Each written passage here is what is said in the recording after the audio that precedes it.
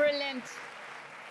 Thank you. Thank you very much to our speakers. Thank you, Grégoire, for being such a good moderator and timekeeper. Maybe there were many key takeaways there, but Boren, I think I will keep this one. Next time I'm here for an event, I want a climbing wall there. Okay. Thank you very much. And I must say that what a wonderful audience we have. You are very attentive. I haven't seen so many mobile phones. Okay, a few of you, but not so many. For that, huge round of applause to yourselves.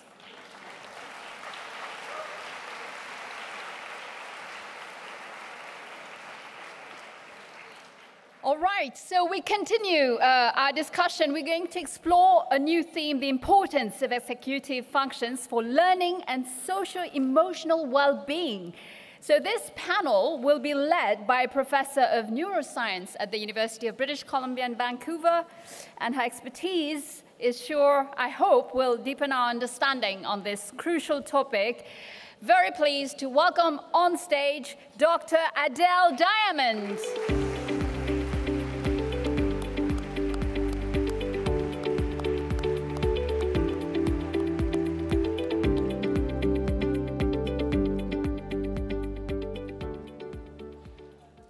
So obviously, I'm not by myself up here.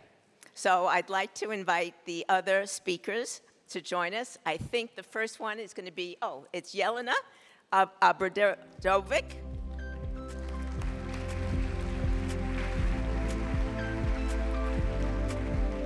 Then Claire Hughes.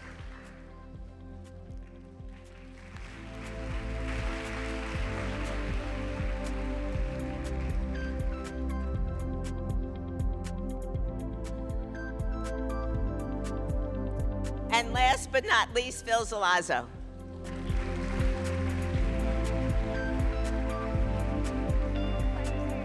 Thank you, Adele. And of course, we have some experts also here today to enrich this discussion. Please join me in welcoming from Université du Québec, Miss Maria Camila Londono Arezibal.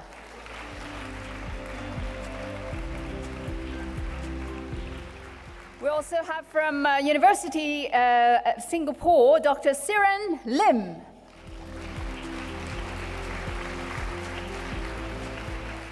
And last, the CEO of Seed and Sue, USA, Miss Alyssa Blas Campbell.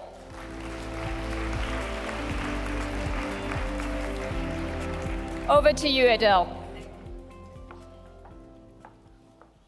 So I just have some very brief opening remarks. It's been a wonderful, packed day, and the very last roundtable is on executive functions. I want to thank the Babalu Foundation and UNESCO for organizing this.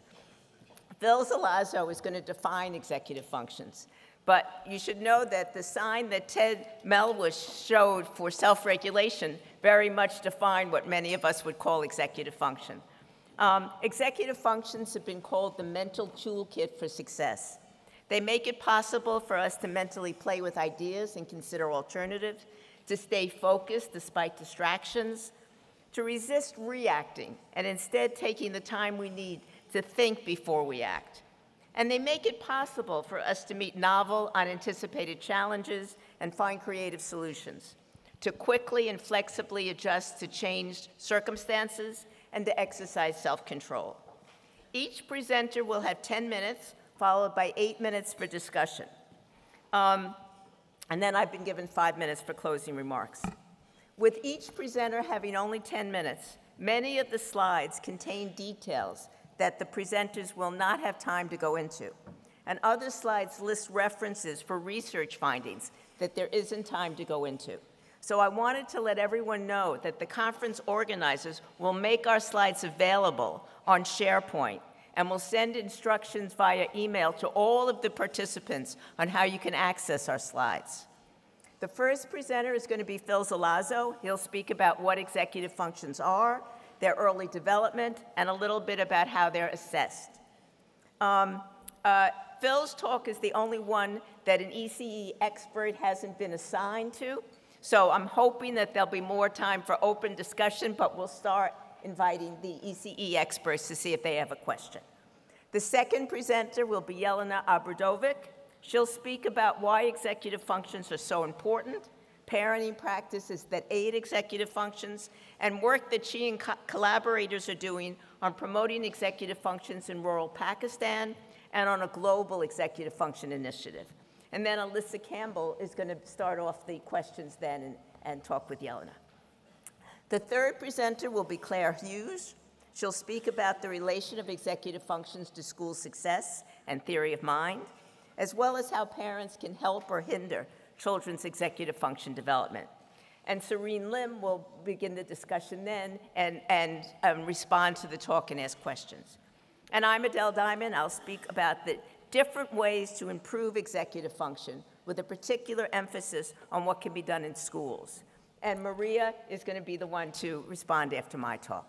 And I'll give the floor to Phil now. Thank you. This is on. I'm grateful to UNESCO and the Babalu Family Foundation for this opportunity to tell you a little bit. I've been asked to give a brief overview of what executive function skills are. We've heard from a number of people about executive function skills. I'll try to dig a little bit more deeply, tell you something about the way that they're assessed, how they develop across childhood and into adulthood. And I was also asked to say something about executive function skills and learning, and so I'll say just a bit about that briefly at the end. Let's see if I can manage this. Generally speaking, executive function skills are a set of neurocognitive skills that are involved in the goal-directed intentional control of just about everything we do. Thought, emotion, motivation, action. In short, we're talking about the goal-directed management or regulation of other brain functions.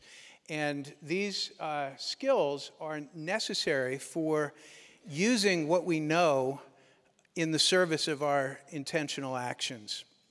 It turns out it's not enough simply to know what to do. You also have to have the executive function skills to act on the basis of your knowledge, to translate your knowledge into action. And these are skills, as we've heard, that depend on neural networks that develop over the course of childhood and into young adulthood, that orchestrate and modulate the function of other brain networks, often earlier developing brain networks.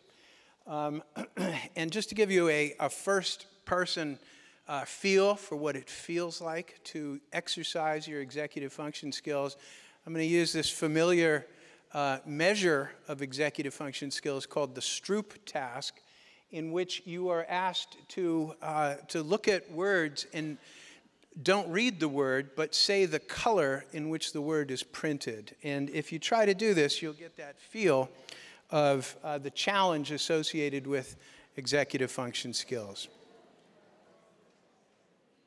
Okay, so you would say green and red and blue.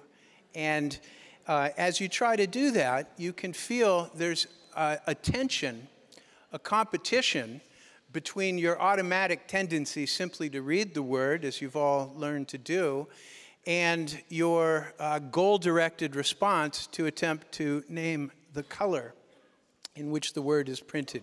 And to do that, you have to use your attention in an intentional fashion.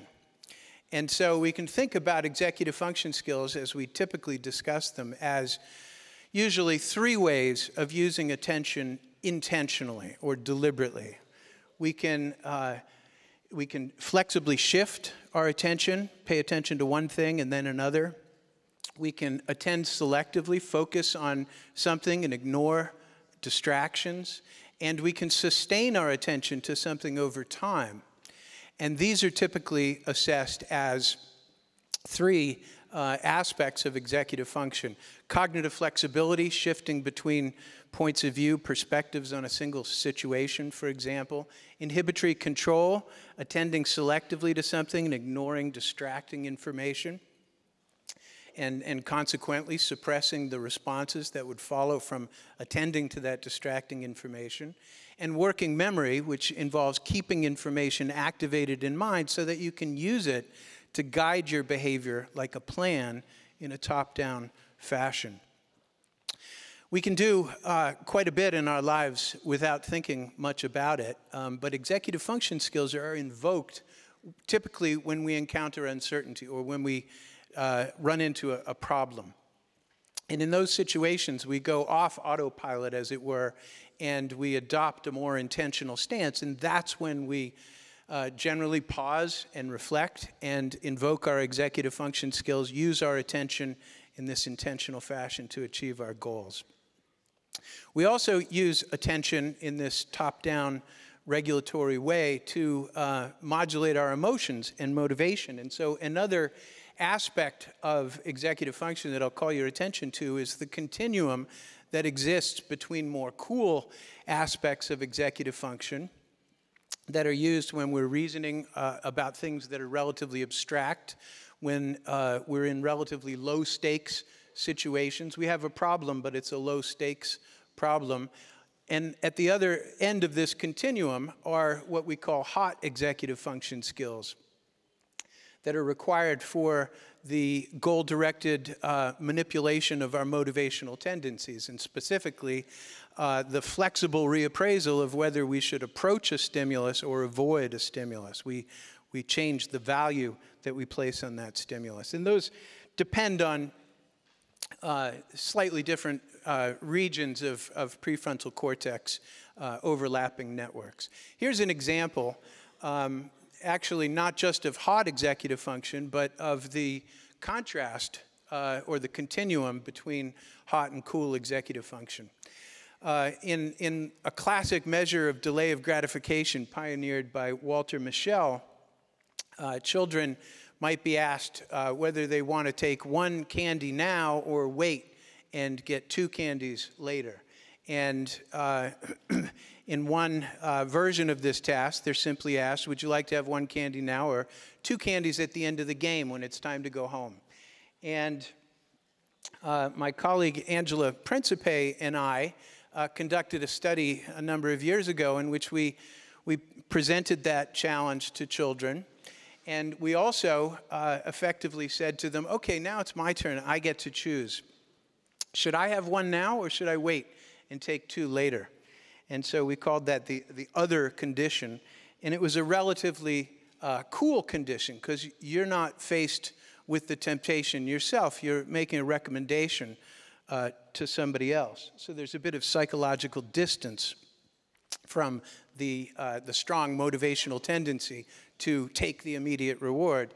And what we found is that at age 3, children typically said to the experimenter, oh, you should wait and take the larger reward.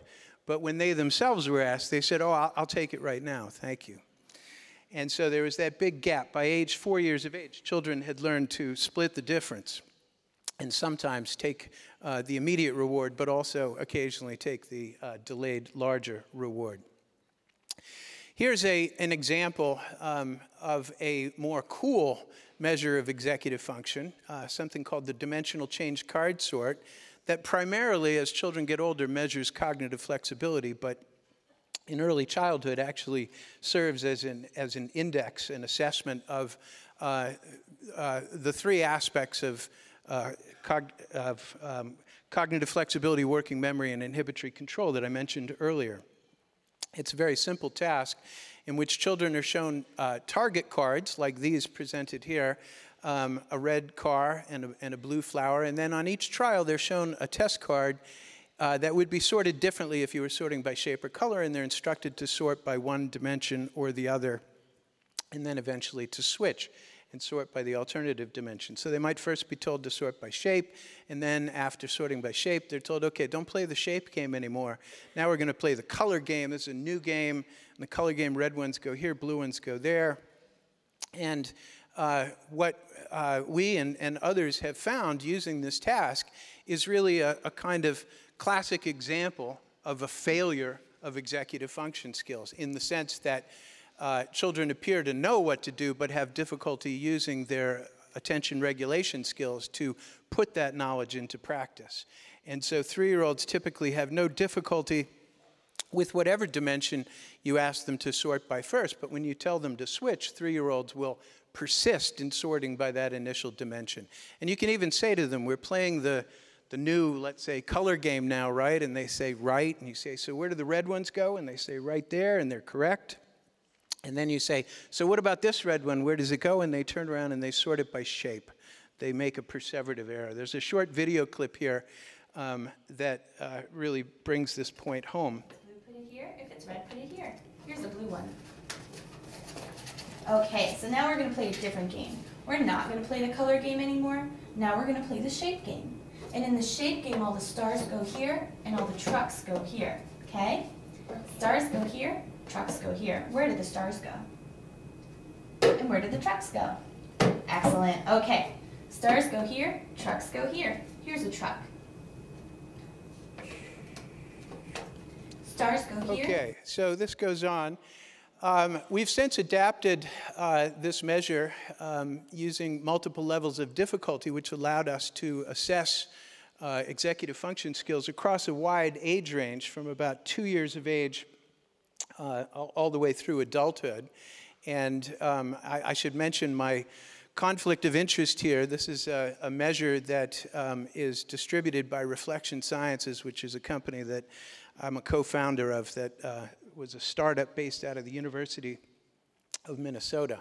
But I want to share this with you because we've been able to collect data as a result of this task from large numbers of children, and that gives us a very precise measure of how executive function skills develop across childhood. In this case, we're looking at data from children as young as 2 years of age at the one extreme all the way through 18 years of age at the other.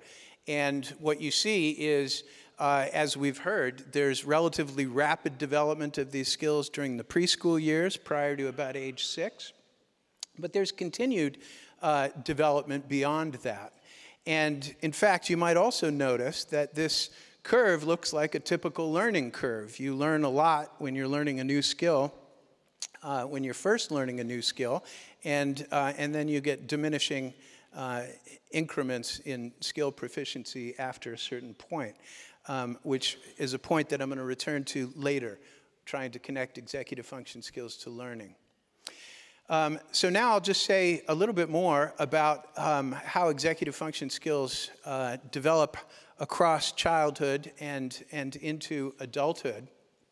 Early examples of the top-down regulation of attention in light of goals can be seen as early as about 3 months of age or so in a paradigm like this, where there's a fixation point, the white dot in the middle of the screen, and there are two conditions. In one of the conditions, that white dot disappears before a target stimulus appears on the screen, and in the other condition, it remains there. And when it remains there, young children, young infants, about 2 months of age or so, are slower to disengage from that fixation point and shift their attention to the new stimulus. And so you're seeing the very early emergence of the top-down regulation of attention early in infancy. And you can continue to measure progress in the development of executive function skills across infancy.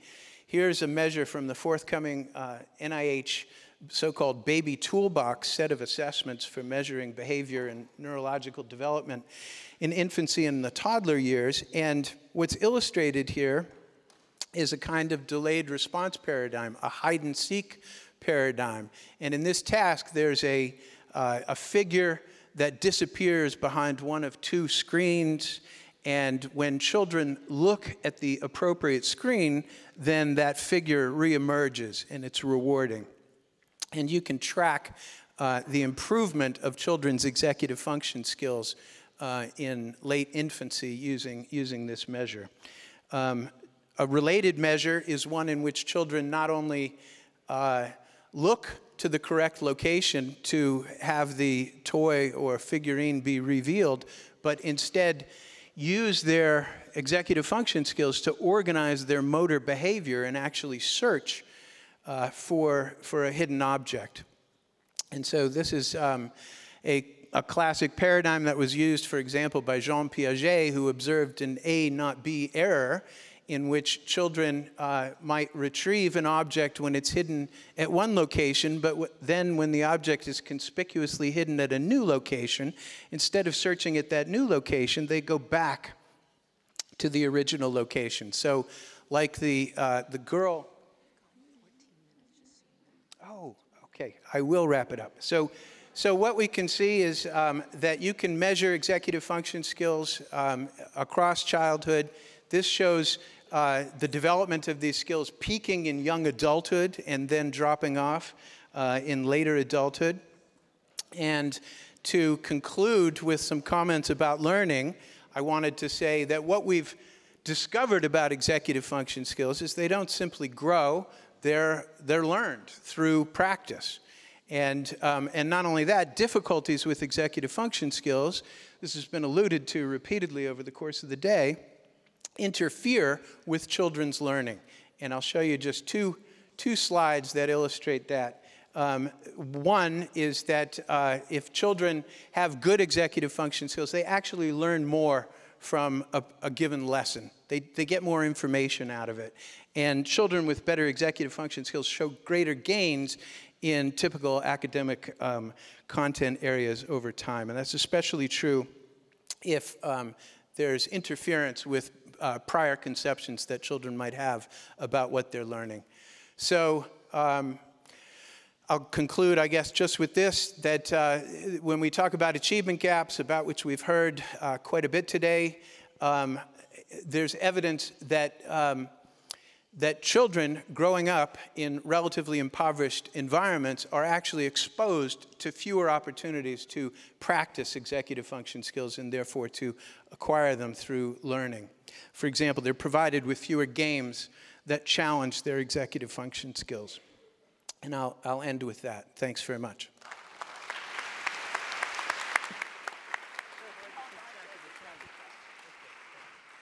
We're a little bit behind, so there'll be 4 minutes for questions. I wanted to first open it to an expert if somebody would like to ask something. Yes. Thank you for that presentation, and thank you again for the organizers, Babilu and UNESCO, for having all of us here. It's been a really enriching day. So, question for Phil. You started with the Stroop test, which many of us are familiar with. So my question is, what would you say to parents and educators or even preschools that say, hey, I've got an app that can train young children and improve their EF skills? Well, I think these skills do, in fact, improve as a consequence of practice. One consideration is that if you train executive function skills on a single task in a single context, they're not likely to generalize to other situations. But if executive function skills are trained in a variety of different contexts, and especially if there's some metacognitive reflection that's encouraged about what it is that you're learning and how it's useful for doing other things, solving other problems, how it's possible to transfer those learned skills to new situations, then I think you're much more likely to see transfer, even as a result of playing games, executive function challenging games on a cell phone. So what you're saying is that there still needs to be an adult facilitation in order to help the child to be able to really internalize metacognitively, what this really means in real life situations. Absolutely. So an adult mentor can, and we've heard about the importance of mentorship, can help scaffold children's executive function skill acquisition by creating challenges that are appropriate for a child's developmental level, meeting a child where they're at, so that they have challenges that are engaging but not overwhelming. And then further, that mentorship can include the encouragement of reflection upon what it is that's learned. So a child can develop a sense of themselves as an agent who is capable of undertaking challenges and thereby continuing to grow their executive function skills, and somebody who's capable of solving problems. I'd like to invite the audience now, if somebody has a relatively short question, quick question, we'd love to hear from the audience. I advocated strongly that the discussion needed to include you. So anybody have a question, comment? If you do, please stand up because I can't see that well. Ah, okay, great. Can somebody give her a microphone?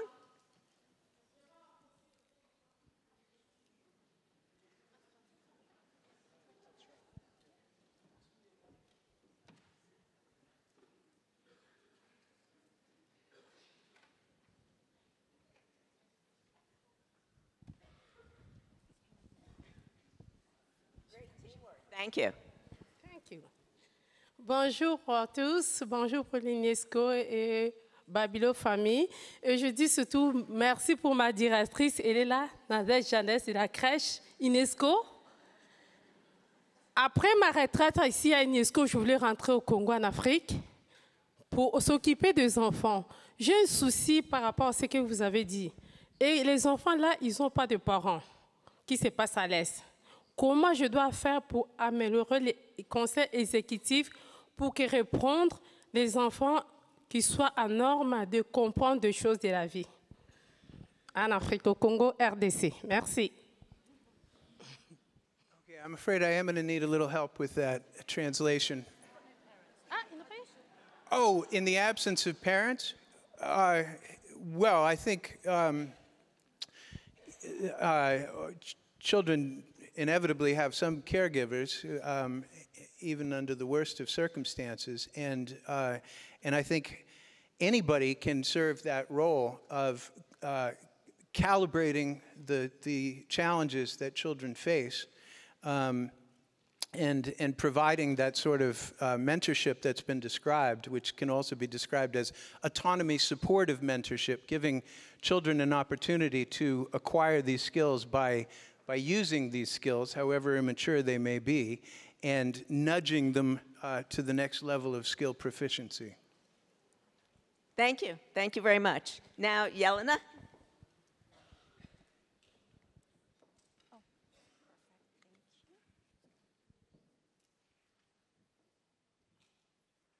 Well, while I wait for my slides, I want to thank the organizer. It's such an honor to be here and to present a little bit on the work that my colleagues and I have done to inform how we support development of children executive functioning.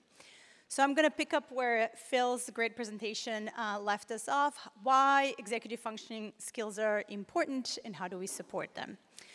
A lot has been said and written about the first 1,000 days. I do want to make a plug for the next 1,000 days, because this is the period during which the skills that we're talking about come online and support incredibly important skill and milestones that will then predict learning and thriving during the lifelong period.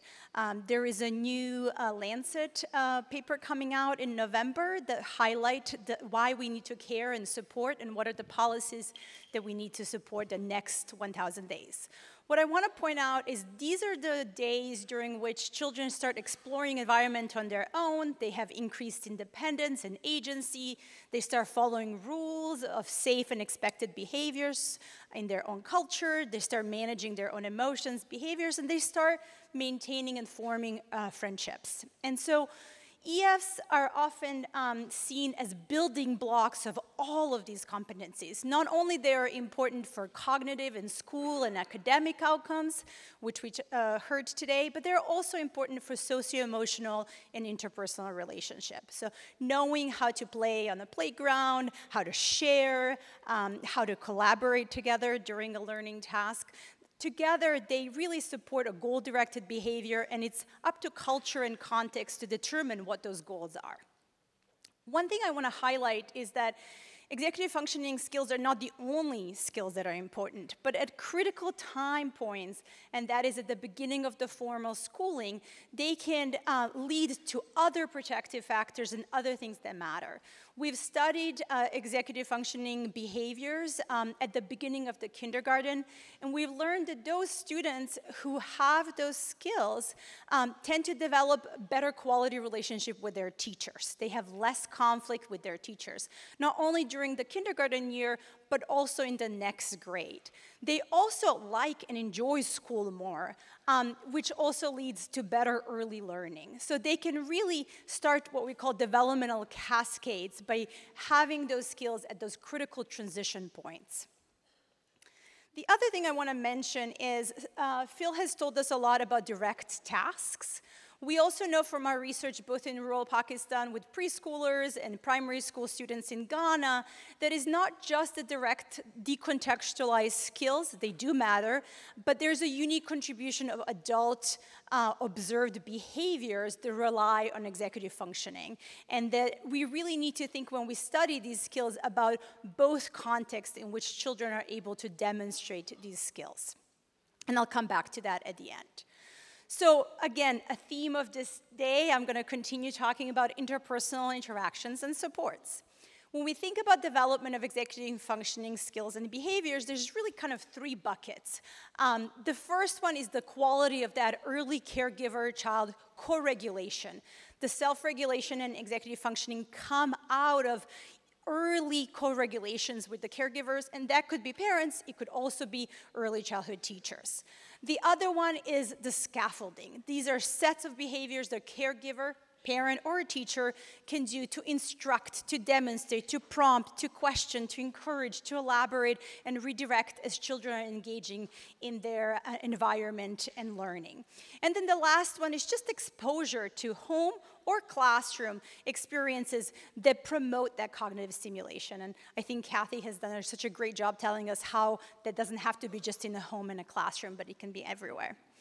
One thing I want to point out is when we study co-regulation, we find that that dynamic interaction between parents and children, which also can engage moments when the child is dysregulated and upset, because we know children get upset and frustrated and not regulated all the time. But as long as the caregiver is staying positively engaged and promoting that self-regulation, we call that positive co-regulation. We have found that those dyadic measures actually better predict how children are going to do in kindergarten as observed by teachers than just looking at parenting behaviors and parenting. So really thinking about this dyad as a system rather than just parents doing things for children.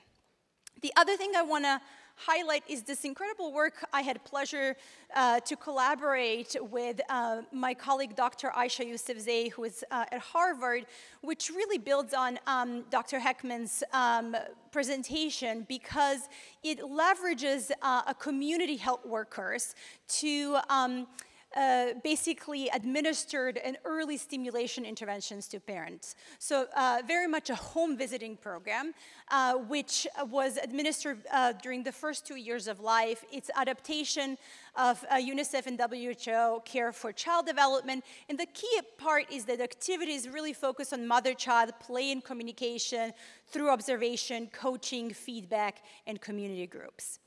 One thing that we found when we studied these children at age 4 is that not only did the intervention significantly predict home stimulation, but it really predicted what moms did with children in terms of cognitive scaffolding. And we have found that the effect of 0 to 2 year intervention carried over to age 4 behaviors. So it continued to improve. We saw differences in the treatment group in terms of how mothers interacted with their preschoolers. And we found a direct effect of this intervention on executive functioning skills at age 4. We also looked at the brain development of children, and we found the cognitive scaffolding also buffered the effect of a diversity on that neural activity. And we found that the higher absolute gamma power, which is the frequencies that kind of link to more higher order cognitive skills, was related to executive functioning only in those children who had higher maternal scaffolding. We then further probed this effect beyond IQ, because we know executive function are related to IQ, to really understand what are the unique predictors. So responsive stimulation was significantly predicting EF, even when we controlled for language at age 2 and cognitive skills. What we also found out is that physical growth, and I would add to that really the importance of understanding not just malnutrition, but illness and infection, was really a significant and strong and robust predictor of executive function. So thinking really back to that whole child. And then surprising number of older siblings. We probed that a little bit further, and we learned that older siblings play a really important role when children come from families where there's a low cognitive stimulation. And so really thinking about a family system, we talked a lot about mothers, and I hope we are thinking about fathers, but to really think the whole families and what siblings do to promote cognitive stimulation or play and engagement at home. I want to quickly just say there are also implications for the classroom system. We have done research where we looked at how teachers model, display, and scaffold executive functioning in classrooms, and these things really matter. So investing in teachers' own skill development and also promoting their mental health so they're able to apply those skills mattered. We also showed that the peers' EF skills, so the skills of peers in your classroom, predict growth in your own EF skills. So really thinking beyond those dyadic one-to-one relationships to think more about the systems. These everyday opportunities, Adele's going to talk a little bit more about it everywhere. They don't have to be special curriculum.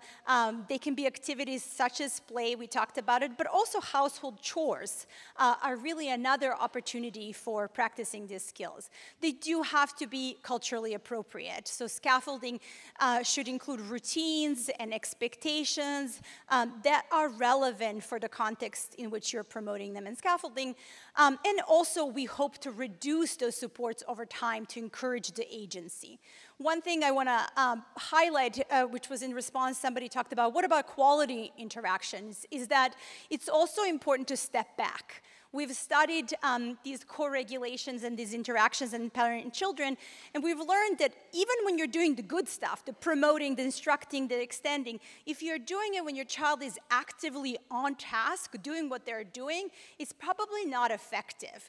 And so parents who know to also step back and just observe and validate when the children are doing what they are supposed to be doing is also critically important. So that sensitivity in knowing when to step in and when to follow the child's lead is really important. I want to point out that, we have not talked today a lot about emotions, and yet children get frustrated in these learning situations. And sometimes needing to just stop and take a deep breath is not going to solve the stressors and the challenges that the previous panel talked about, but it does reduce the stress physiology that's really important in order to leverage those skills. Finally, I want to finish with some resources. As Adele mentioned, I have started the Global Executive Function Initiative. This is a group of international scholars who have done this work around the world. We really want to come together to foster greater research capacity so that people around the world can be conducting this research. We have started developing all kinds of resources that are open source and publicly available. The first one, which we just published, is a brochure that really brings all our lessons learned, everything that we learned measuring, analyzing, and interpreting executive functioning skills around the world in a very practical guide, kind of step-by-step procedures that we hope will bring more people into this research camp. We're also currently developing survey measures that are open source, that are parallel forms of parent, teacher, and assessors that really think about items that are universal, but then really connect them with the culturally relevant markers of behaviors, activities, and opportunities where these skills are observed in the particular context, and we're piloting that work. I want to finish by saying that promoting EF requires system-level changes. We're talking a lot about parents and teachers, but really, unless we address the inequities that many families, including parents, experience that are, underinvestment in certain communities, experiences of discrimination or racism, we're not going to move the needle. And so really thinking about EFs and not misinterpreting the differences in EF performance as EF deficits, but really thinking about what we need to do to make difference will be really important. So with that, thank you.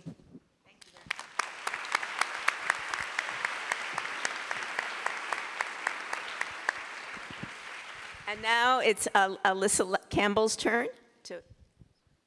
Hello.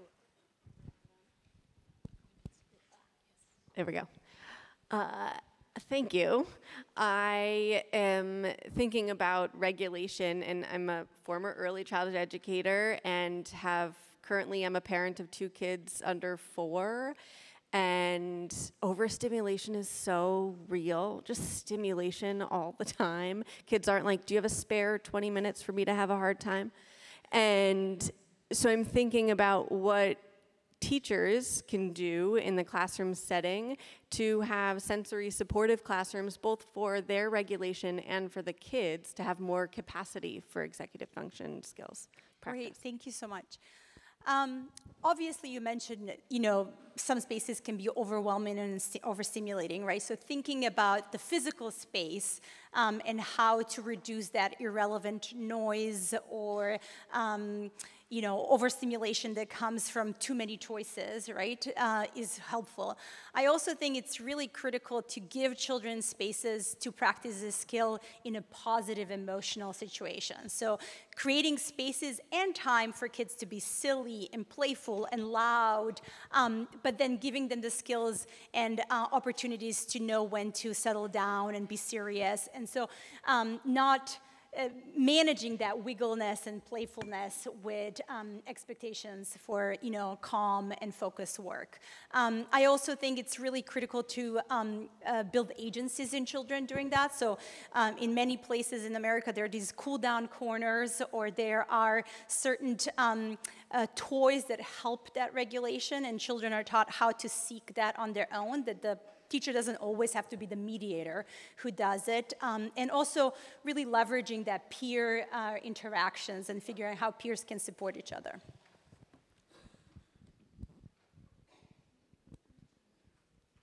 Thank you. I have one more before we turn it over. Can I pop it in there? Thank you. We were hearing earlier about higher ratios in classrooms, and I'm thinking about the implications here on executive function. We've talked so much about, in both of these so far, about the practicing opportunities, and I'm wondering if you have thoughts or suggestions for communities where they have higher adult to children ratios and might not be able to provide kind of individualized activities to practice. Yeah, I think it starts with a parent, a caregiver, or a teacher and their own mental health and their own abilities. So anything that we can do to reduce the burnout and stress of the teachers would be my first recommendation. So whether that's peer teaching, where you can tag in and tag out, even if the ratios are high, right? Or spaces where teachers can really take time for themselves. I can't emphasize how it starts with where they are. I think also opportunities for peer-to-peer interaction and small group activities, which reduces that ratios are really critical and important. I might just quickly add, even in a larger group, playing games like red light, green light, and so forth that challenge executive function skills can be useful. Montessori prefers to have classes of 40 children rather than 20 because they want the children to be helping each other. In Montessori, you have 3 ages together. So they want the older children to be helping the younger. But if the adult-child ratio is too low, the older children don't think there's a need for them to step in. So Montessori prefers the larger classroom so the children are helping each other more. I'd like to open it up now for questions, comments from the audience. Again, if you could stand, since it's a little difficult to see from here. Yes? Can someone give her a mic? Can someone give her a mic?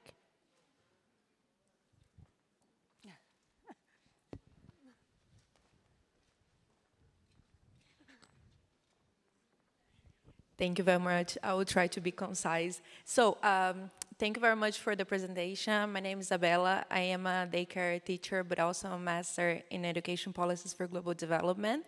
And thinking about this background, I just want to ask, like, since we have many early childhood education systems that the curricula are often shaped by the teachers' learning by doing experience, like everyday routine, and this approach might not be the best to ensure that we are integrating evidence-based developmental science into our classroom planning. So I would like to ask, like in a summary, what would be the best practices in order to develop this curricula, think about the particularities in each own reality, in the local realities, and also how can educational policies better support this alignment between practical experience and scientific understanding, since we have this feeling there is still like a huge gap and that we need to build a bridge between both fields. So yeah, thank you.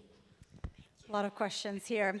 Having worked with educators, I would say the first thing it's important is to show that these strategies are everyday opportunities rather than another curriculum that they have to learn and implement, right? So educators have a lot going on as is, and yet these tools of helping children regulate their actions, getting them from one place to another, gathering materials for activity, cleaning up after themselves, resolving conflict is something that teachers do all the time. And so thinking and kind of constructing, I think, with the teachers, these strategies, that there are plenty of them, right?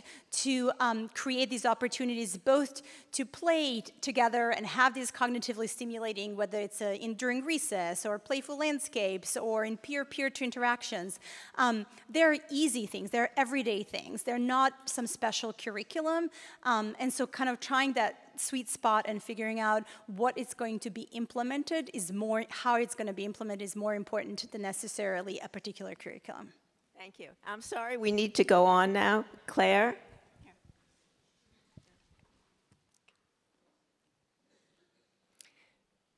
Merci de m'avoir invité. C'est un très grand honneur. The structure of my talk is very similar to Yelena's. The conclusions are very similar as well, so I'm hoping hearing things in stereo will be helpful for everybody now. We're at this point in the day. Just to start by what school success means, we've heard it before. It's not just the things that are easy to measure, like learning to read, like learning to count. It's also the more social behavioral things, learning how to be in a group, getting that sense of belonging. For children, the most important part of school is the friendships they make. So learning how to make and keep friends is important. And developing a sense of their own academic competence so that they can embrace new challenges. And if you want all of that in just 3 words, I would say we are crew. Getting children to understand that they're not passengers in this journey, that they are actively taking their journey forwards. Okay, so in my own work, we've also recognized the fact that school readiness seems to mean very different things to different people, and so we've created a multi-informant approach where we're looking at teachers, their ratings of social competence, academic performance, parents get rating the same things, but also direct testing from children. And this work builds on prior work we've done where we've shown that gains in executive function from ages 4 to 6 predict both adjustment and academic self-concept. And looking at gains is important. We've heard very little actually today about the fact that executive functions show a strong heritability. But actually if you look at gains, then what you're picking at is much more the effect of environment, because genetic effects tend to be very stable over time, whereas environmental effects are associated with changes over time. So looking at those gains is a way of getting at the environmental impact. Looking at adjustment is also important because typically, as I said, people tend to have looked at executive function in relation to maths and more academic concepts, so looking at it in relation to adjustment matters. And there's been a meta-analysis that has confirmed that over 23 studies, the executive function is related to reduced externalizing problems, reduced problems of disruptive behavior and conduct. But unfortunately, that review only included studies that were conducted in the USA and in Europe. And so in our more recent work, we've been trying to look at whether the same associations hold true in mainland China and in Hong Kong.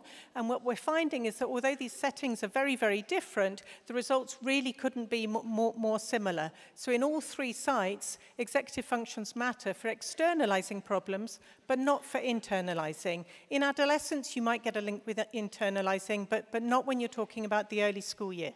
Yes. Okay. So coming back to my most recent work, what we've been trying to do there is look at not just whether executive function matters, but whether it matters over and above some of the other kind of thinking skills that seem to be important for children's school success. So there's been more than 100 studies showing that executive functions show consistent links with what we call theory of mind. This is the ability to mind read or mentalize, the ability to understand that other people have thoughts and feelings that govern how they behave. And we also know that these skills in theory of mind matter for school success. So children with good mind reading skills tend to be more popular, more pro-social. So we were interested in looking at theory of mind and executive function in tandem. And what was unique, I think this is the first study to be doing this, was that we weren't just looking at these two domains in tandem, but we were also looking at gains in each over time. And our findings really couldn't have been more clear. What we found was that for the social aspects of school success, it was both initial levels of theory of mind and improvements in theory of mind in the first 2 years of school that mattered, whereas for executive function, they mattered for academic competence. So theory of mind and executive function might be associated, but they seem to have really quite distinct predictive values in terms of school success. Okay, so just wrapping up this first part, executive function matters for both adjustment and academic outcomes, and that's gains as well as initial levels, and it holds true even when other predictors are taken into account. So turning now to the question of how parents might hinder or help children's executive function, if you flip the second two around, you basically get what James Heckman was saying this morning. I think he talked about attachment, engagement, and scaffolding. I'm presenting it in a slightly different way. I want to start by saying that you want to avoid negativity or over-control. And here there's a metaphor that you can use, which is that the executive function system is a little bit like the miner's canary. It's very susceptible to stress. So, and that includes exposure to other people's stress. So the first thing that communities want to do is to support parents' well-being so that they can be what we call good enough parents, making sure that they're giving the children enough support, because that really makes a difference, but they don't have to do all the trimmings on top of that. Turning now to scaffolding, I've used the image of Goldilocks. I don't know how many people know this sort of fairy tale, but there's one chair that's too hard, one chair that's too soft, and one chair that's just right. Well, it's the same in terms of the kind of cognitive support that we give children. So if you look at the infographic below, you need to find a challenge that's just right. You don't want to give them a puzzle that's too difficult or too easy, and that's dynamic. As children learn, then they need a little bit incremental improvement in the challenge. But importantly, once they start to show some confidence, you want to step back or fade out your support so that children get that sense of mastery that they've done something for themselves. And finally, the home learning environment matters. And that doesn't just mean filling your house with toys. It's about singing, it's about dancing, it's about whatever it is that enables children to feel actively involved in their learning. So starting with the miner's canary part of this story, we've been able to show that both the severity and the chronicity of exposure to maternal depression predicts children's executive function at age 6, their poor performance.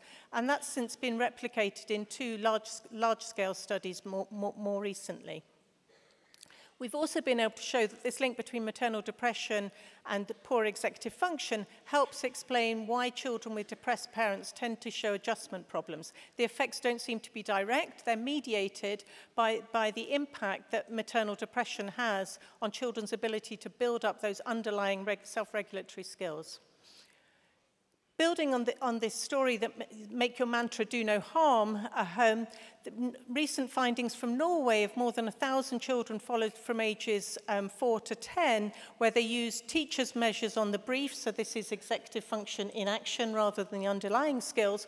What they were able to show is direct observational ratings of harsh parenting at 4 was the key predictor of executive function at later time points. Interestingly, they didn't find any effect of positive parenting. However, and this echoes something that Yelena was saying in her talk, they had a very simple measure of warmth and praise. When you use a more dynamic measure where you're actually looking at the scaffolding, at whether the parenting is well tuned to what the child is doing, we find that over and above negativity, there is a positive effect of scaffolding, just as there is a positive effect of the home learning environment.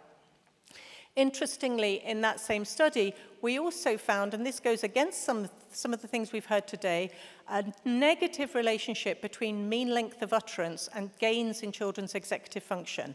So it is possible to talk too much. It's really important not to be verbose, to allow children that space to try and work things out for themselves. And in a subsequent study just recently that we're still writing up, we've used the Lena device that I think Liz Spelke mentioned, looking at daytime exposure to adult talk. And again, adult word count had a negative relationship with gains in executive function. So the message here is that just in talk as well as in action, what you're looking for is that Goldilocks level of not too much and not too little.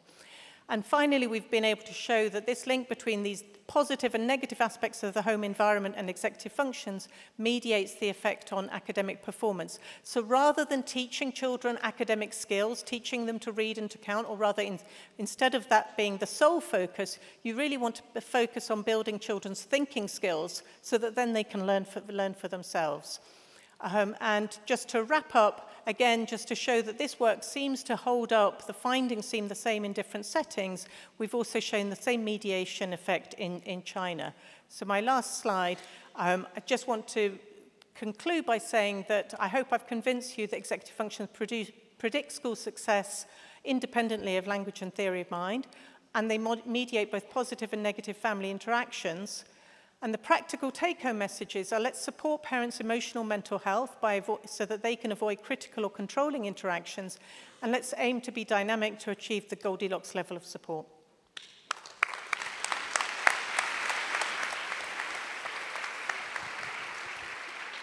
So I'd like to invite Serene now. Thank you. Thank you for that, Claire. I just want to revisit this aspect of emotional mental health. We know it's extremely important for parents, but it is also important for teachers, especially when they work in large group settings. And I know there is value to having children in large group settings, but it is not easy to work with large groups of children, especially when they're younger. So what would you say would be some structural supports that could really help teachers to work in such conditions? Okay, so first of all, I absolutely agree. Mental health matters for teachers as well as for parents. And in fact, there has been some recent work to show that teachers who've themselves been exposed to adverse childhood experiences, to the extent that they've been able to show post-traumatic growth, they've come out of it, shown resilience. Their children, their pupils, are doing better on measures of executive function. So that's evidence that their mental health kind of seems to be important. And it's a really big issue. I mean, there was a reference earlier to the recruitment problem with early years educators, and we definitely have that. And it isn't just about pay. It's about how stressful this work is, that when we're having a bad day, we can take a walk around the block, we can go and talk to somebody in another office, but when you've got 30 children in a classroom or something, that isn't something that you can do. So it is something that for school leaderships to really focus on, to make sure that they're doing whatever it is that they can. So in the UK, I don't know if this will work, but they're talking about making a 9-day fortnight so that at least part of their week that they get a chance to maybe get away from school and plan or just do something for their own well-being. It's a really, really important topic. I don't have the answers, but I absolutely agree it's where we need to be focusing our energies. Thank you for that. And I suppose Yelena has also suggested earlier on that there should be a tap-in, tap-out system. You know, that has worked in some places, I know, but that only works when you have enough bodies in the space to make sure that the children are not left alone. But something that we should continue talking about. One last question, because of the time, is observations. So we know that responsive interactions are definitely based on the adults being very sensitive to children's cues at different ages, not just for parents, but for teachers as well. So what would you say to both parents and teachers? What should they look out for in terms of learning more about how their child's EF is developing? Mm-hmm. What should they look out for? Okay. So the typical example that people have is, can they wait? Can they delay gratification? But actually, there are many other ways that you can do this. And I'm going to refer to Montessori again. So one of the practices that they do is, instead of just telling children to walk from A to B, they might tell them to march or to skip at home. And so you can make it playful, but the children are having to listen to the instruction and actually not just do it, but do it the way you're asking them to do it. And giving praise for that, recognizing not just that they did what they were told, but they did it in exactly the right way, is a way of heightening their own ability to reflect on their behavior, and that increases their own sense of monitoring themselves. Although Claire did a great job of staying on time, we're over time, so I'm going to not open it up for discussion from the audience and go to my talk. I apologize. Thank you for staying.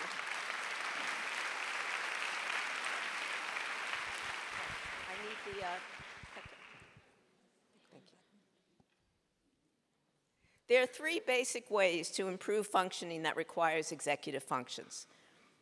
One is you can work directly on training executive functions. And if you want to do that, you want to practice, practice, practice, and not just practice, but to challenge yourself, to keep pushing yourself to do it at higher and higher levels. Erickson showed that that's true for being expert at anything, not just executive functions. You can scaffold executive functions, like writing notes to yourself so you don't have to hold everything in mind. And the third way is you can work on reducing things that impair executive functions, like stress or low self-esteem, or you can work on fostering things that aid executive functions, like feelings of safety and acceptance. A few examples of how you can train executive functions. For a young child to walk on a line on the ground is as difficult as for you and I to walk on a balance beam or a high wire. It requires careful attention, concentration. And once they get good at that, you can make it more difficult in any number of different ways.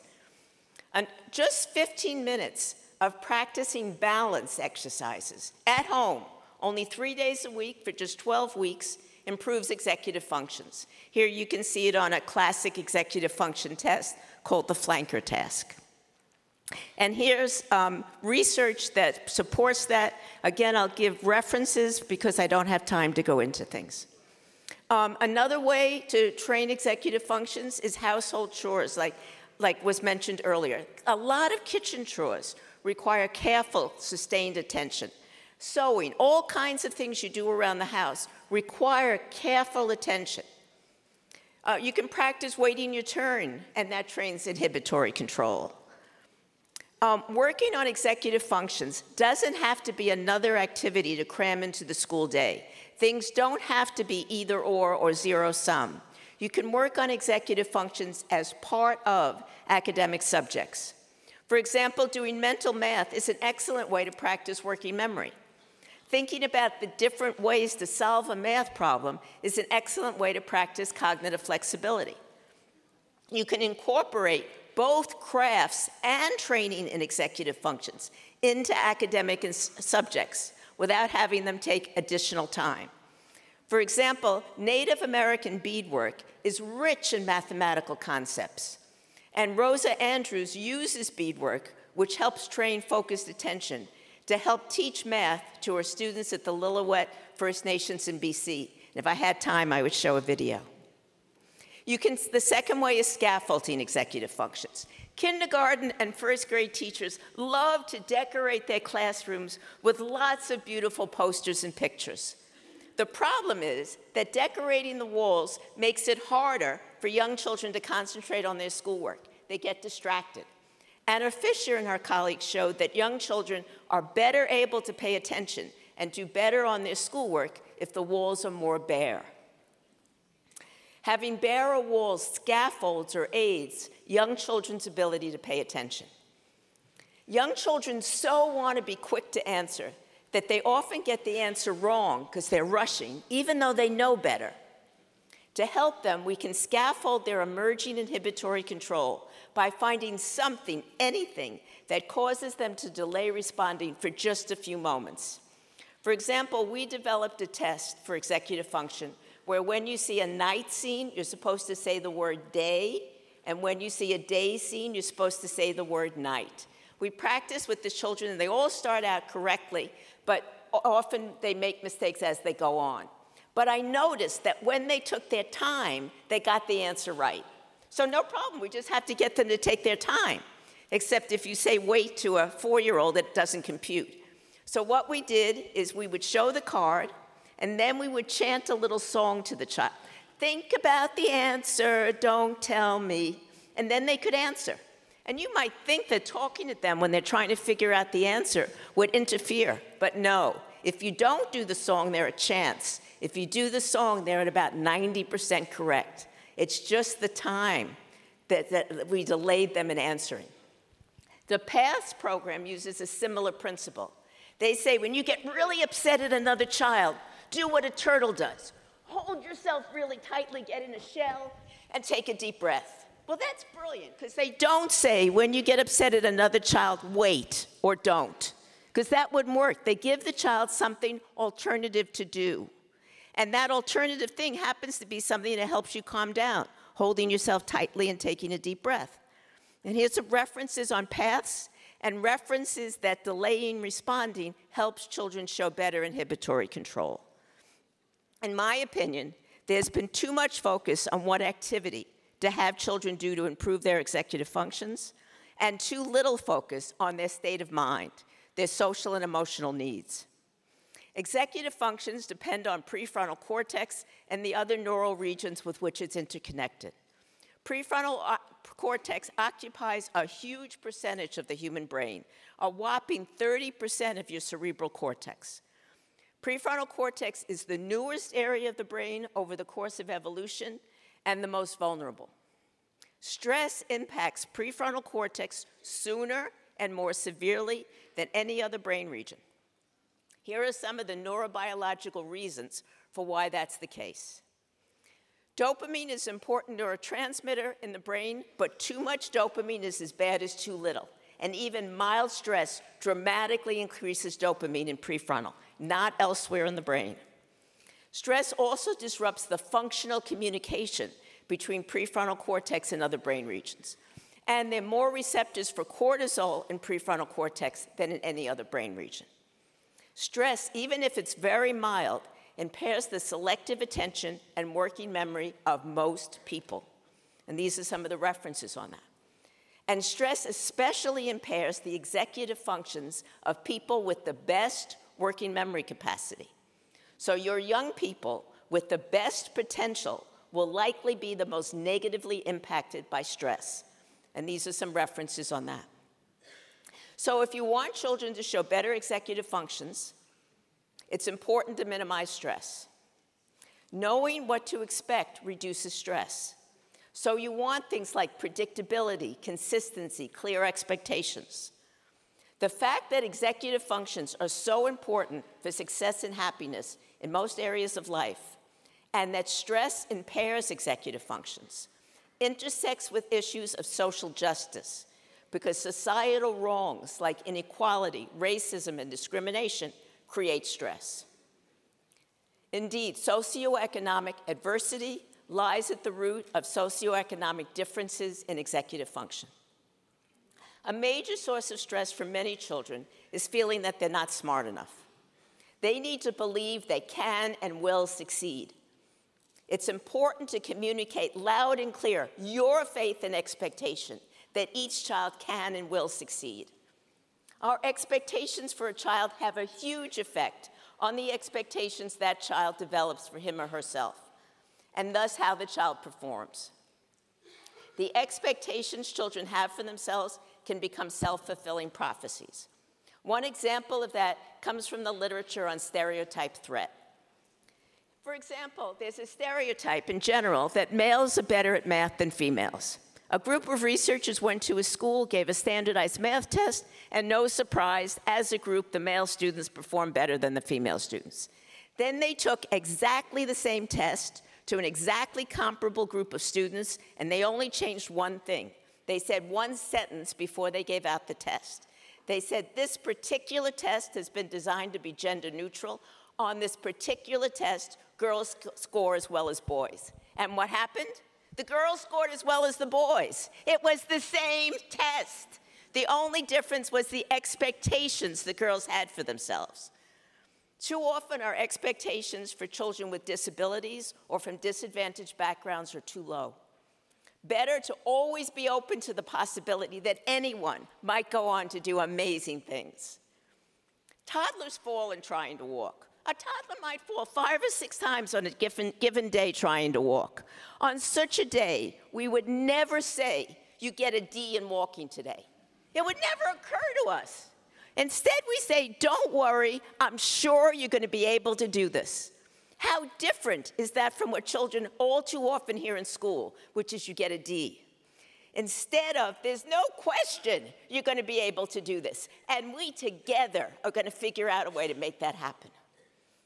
Show children you believe in them by giving them an important responsibility. The Coca-Cola study showed that this had a major effect.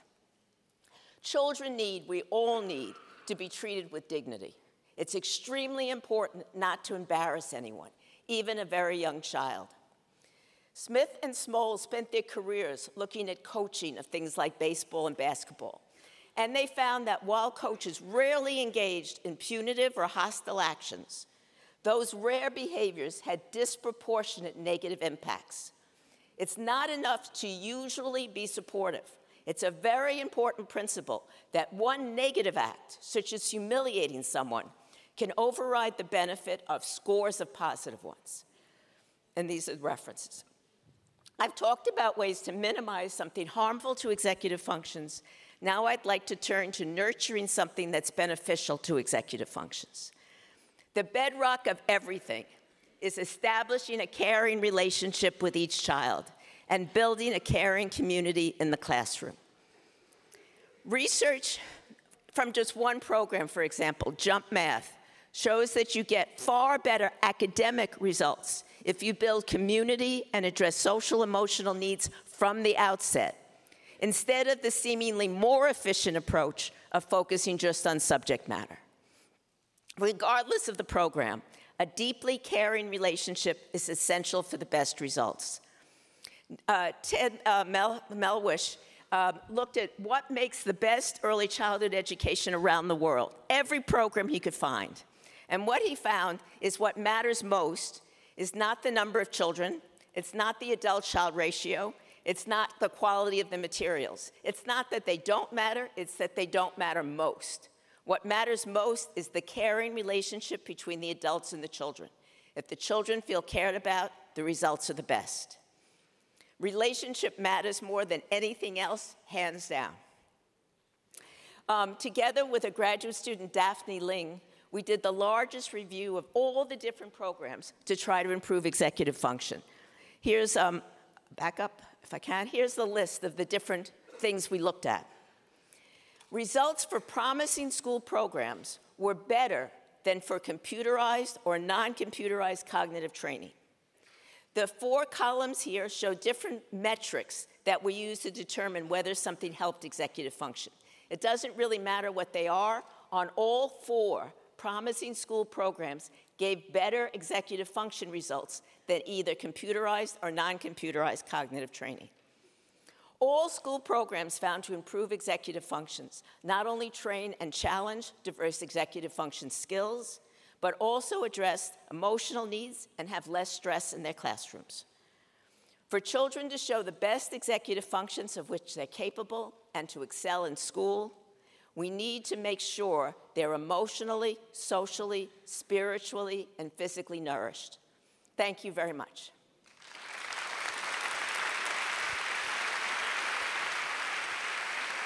And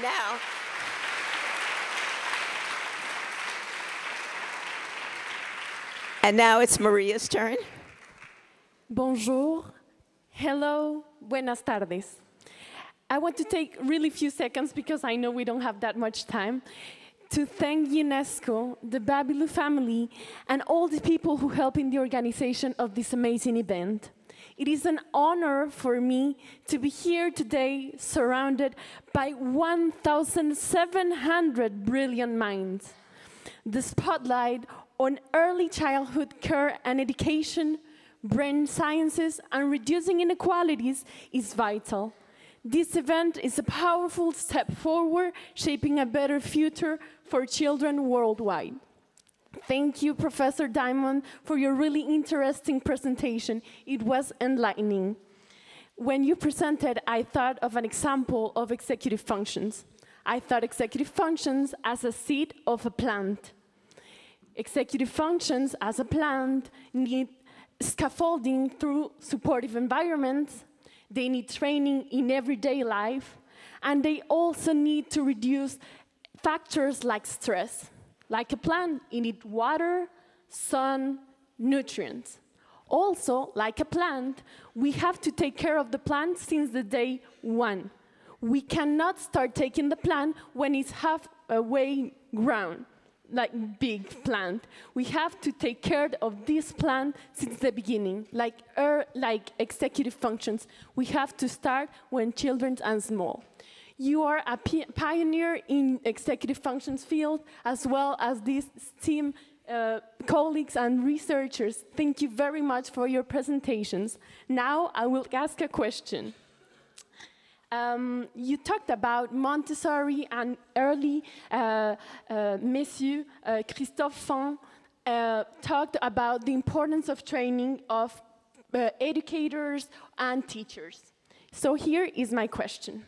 The Tashkent Declaration emphasized the need for well-trained ECC personnel to support holistic child development.